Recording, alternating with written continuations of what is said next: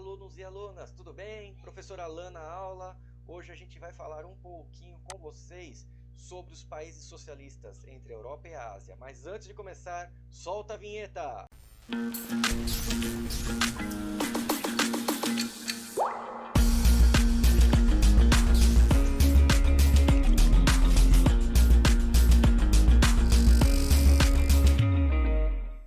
Com o fim da Guerra Fria, os países ex-socialistas do leste europeu se tornaram nações independentes e começaram a se abrir para a economia de mercado. Só que alguns deles passaram a fazer parte da União Europeia. Tá? Europa e Ásia são o único bloco continental que podem ser chamado de Eurásia. Eu já expliquei isso para vocês em aulas anteriores. Quem não assistiu a aula, eu vou deixar a descrição no card aí para vocês, tá? Só que do ponto de vista histórico-cultural, é possível considerar a Europa e a Ásia como dois continentes diferentes, apesar de juntos. A Europa ela pode ser dividida entre uma porção oeste, que é a parte ocidental, e a leste, que é a parte oriental.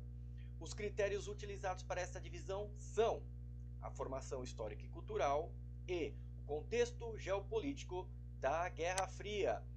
Essa parte aqui, ó, é a Europa ocidental e essa parte é a Europa oriental, tá?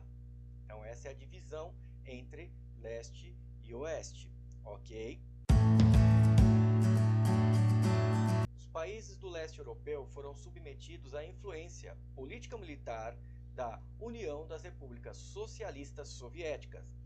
A antiga União Soviética encontrou condições para conquistar os territórios na Ásia e no leste europeu, devido à Guerra Fria, tá, num mundo polarizado entre bloco capitalista e bloco socialista. Se vocês não viram essa aula, eu também já deixei aí, né, já gravei essa aula, vou deixar também na descrição para vocês aí. Qual era a característica, né, ou qual é a característica dos países do bloco socialista? Primeiro, regime de partido único. Segundo, aliança militar no Pacto de Varsóvia em 1955. Economia fechada e regime político dependente da União Soviética. Tá? Então temos aí o mesmo mapa, agora mostrando a questão da cortina de ferro, o Pacto de Varsóvia. Tá? Então nós temos aqui, ó, os países, tá, que são socialistas. Tá? Nós temos nesta cor aqui, ó, rosa, os países que são membros da OTAN, que era da parte capitalista, e nesta outra cor aqui, ó, eram países considerados neutros, não tinham adotado nem o socialismo, nem o capitalismo especificamente, tá? Fazendo parte ou da Rússia ou dos Estados Unidos. O Império Russo expandiu-se pela Europa e pela Ásia. Abrangia mais de 100 nacionalidades com línguas, religiões e costumes próprios. Principais características. O território tem 22 milhões de quilômetros quadrados e a capital é São Petersburgo. Tá? O Império Russo iniciou-se no ano de 1721 com o czar Pedro I. Quais foram os povos conquistados? Nós tivemos os povos caucasianos, né, que são os georgianos, os curdos e os armênios, e os povos bálticos, né, ali aquela região das Lituânia, do Letão e dos estônios.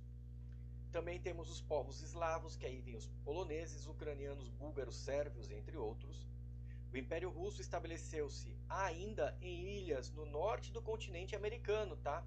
Ele dominou o Alasca até 1867, quando esse território foi vendido para os Estados Unidos. Devido à proximidade entre a América e a Rússia, e o expansionismo russo, inclusive, os Estados Unidos comprou aquela parte para conter o avanço dos russos, tá? Com medo que eles viessem para a América. Aqui então um mapa ilustrando todo o Império Russo, tá? Então daqui para cá, aqui só tem um pedacinho de terra que já liga a América, tá? Nessa região aqui que é o Alasca.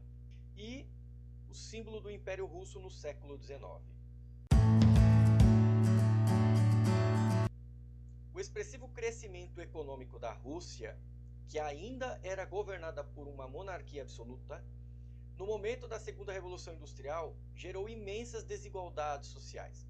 A crescente insatisfação popular com a nobreza russa levou o os trabalhadores a se organizarem em busca dos seus direitos sobre as decisões políticas da nação.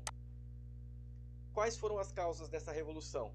Desigualdades sociais, enriquecimento das aristocracias rurais, condições de vida miseráveis enfrentadas pelos trabalhadores, tanto urbanos quanto os camponeses, crescente satisfação popular com a nobreza russa e com os donos do meio de produção, e a difusão das ideias socialistas de Karl Marx e Friedrich Engels, levadas à Rússia pelo líder bolchevique Vladimir Lenin. Então aí a gente tem uma imagem, tá, dos bolcheviques, que eles eram os operários e os agricultores que tomaram o poder dos czares, que era a aristocracia da época, tá, pondo fim à monarquia absolutista na Rússia em 1917. E aí a gente tem a foto do último imperador da Rússia, Nicolau II, tá? Ele reinou de 1880 até 1917, quando ele foi assassinado pelos bolcheviques. E aí o mapa da Rússia, tá? Então a União Soviética passou a ser governada pelo regime socialista, e o regime socialista ele tem como base um partido único, no caso o Partido Comunista da União Soviética, tá, que foi instituído em 1925, um governo autoritário, foram instauradas medidas políticas e econômicas para implementar o socialismo na Rússia e nos países do leste europeu. E o uso de força, tá, visava assegurar o seu domínio sobre a diversidade dos povos e culturas.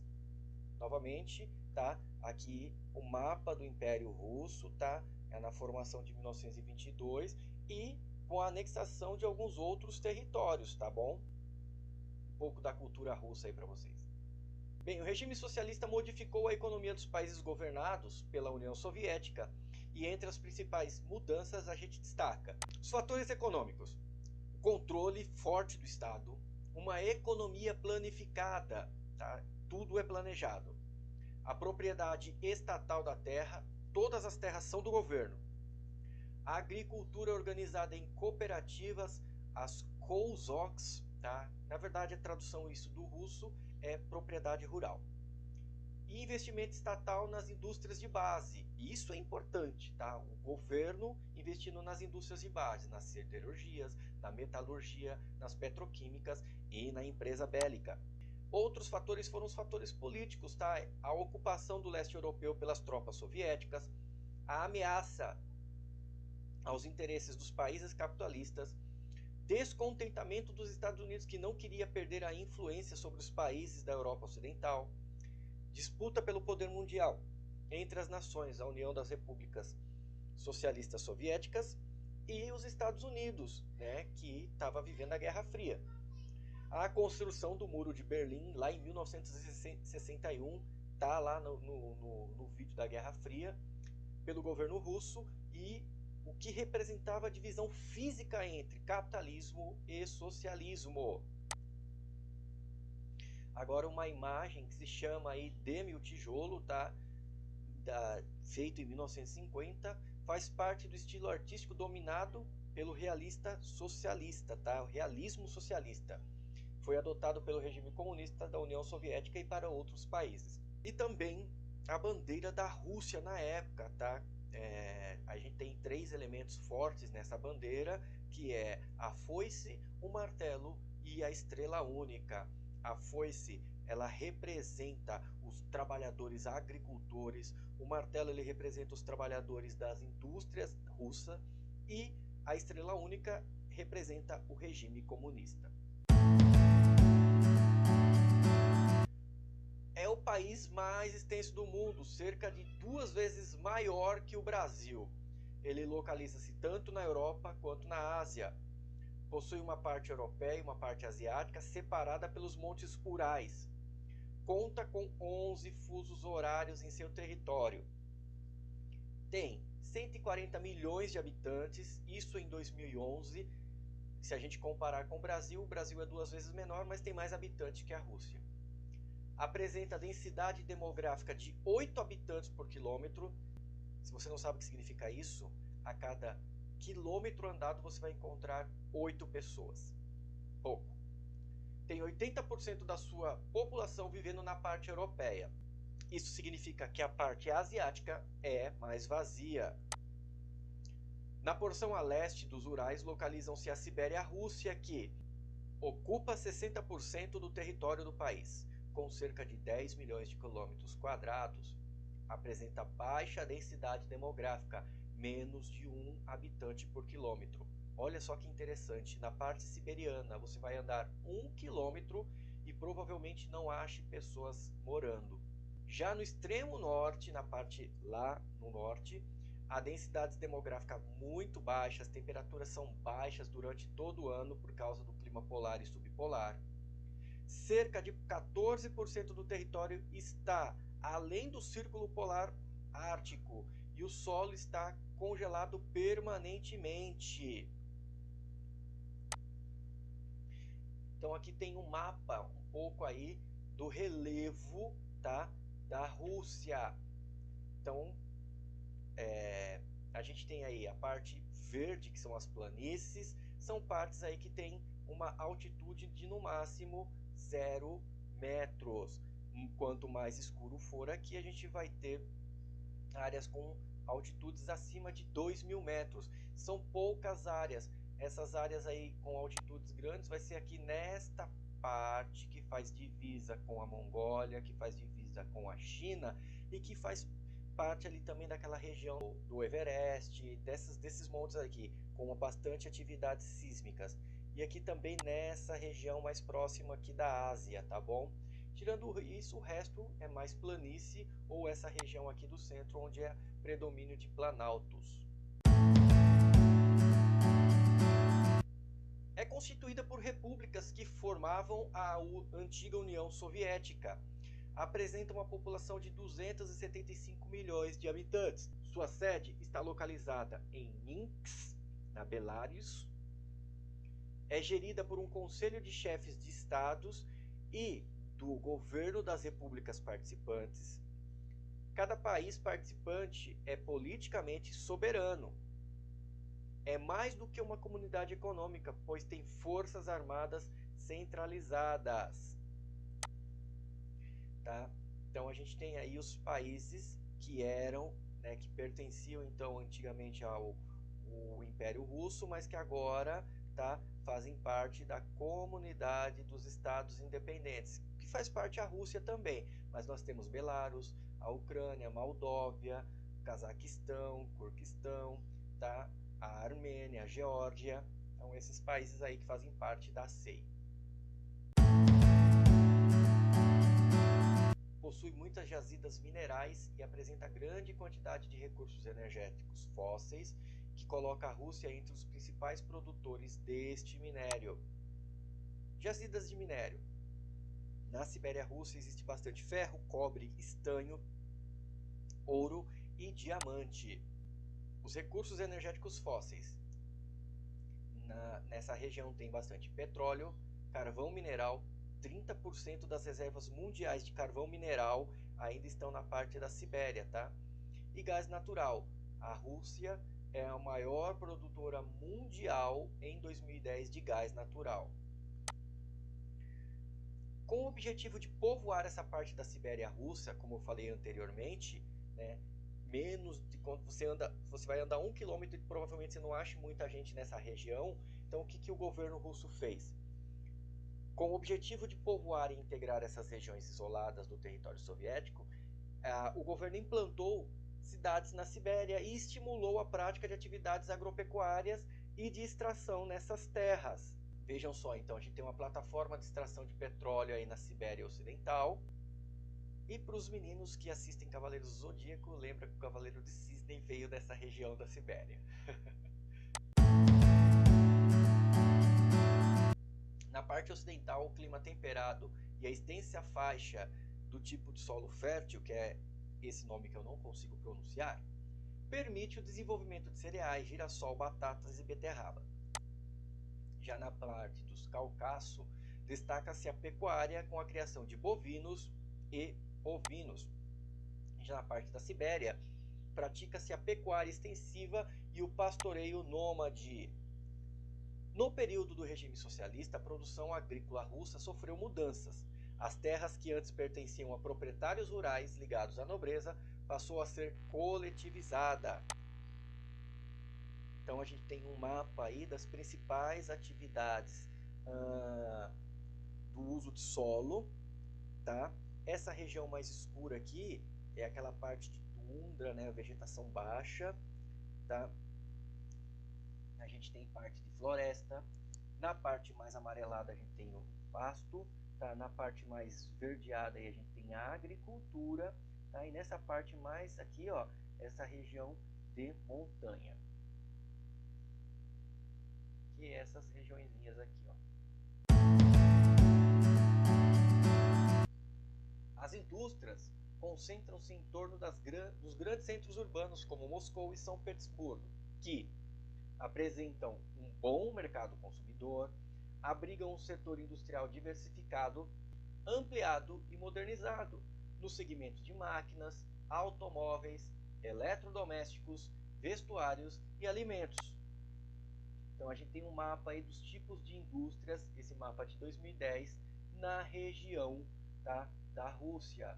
Então a gente tem aí a capital, as principais cidades, aqui o território russo, tá?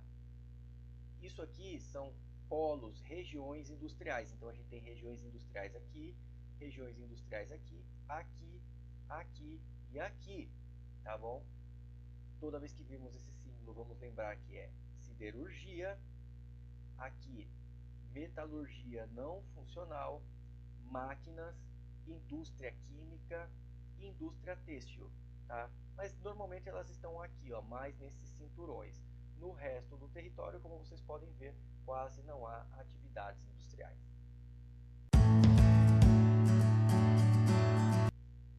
As grandes distâncias e a dispersão das atividades industriais levaram à implantação de uma extensa rede de transporte.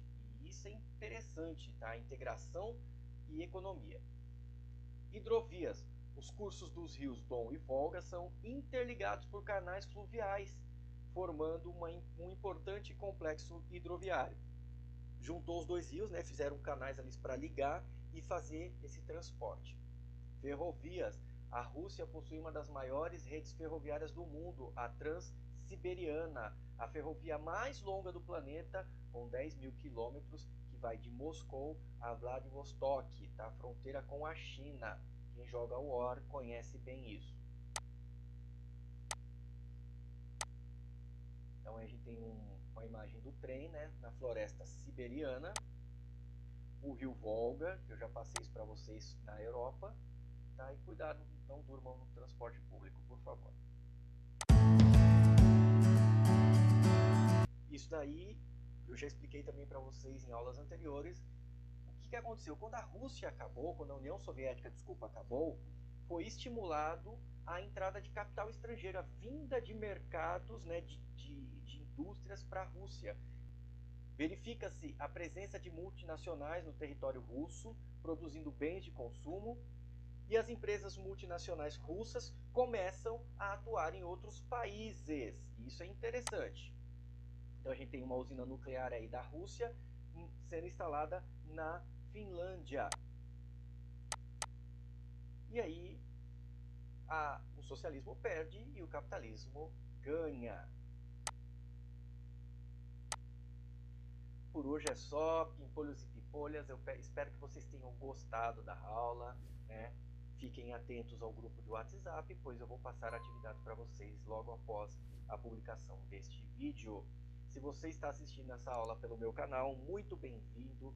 Deixa um joinha se gostou, tá? Já se inscreve no canal para receber outros vídeos de outras aulas. Compartilha com seus amigos, tá? E fiquem atentos às próximas aulas. Um forte abraço e fui! Tchau, tchau!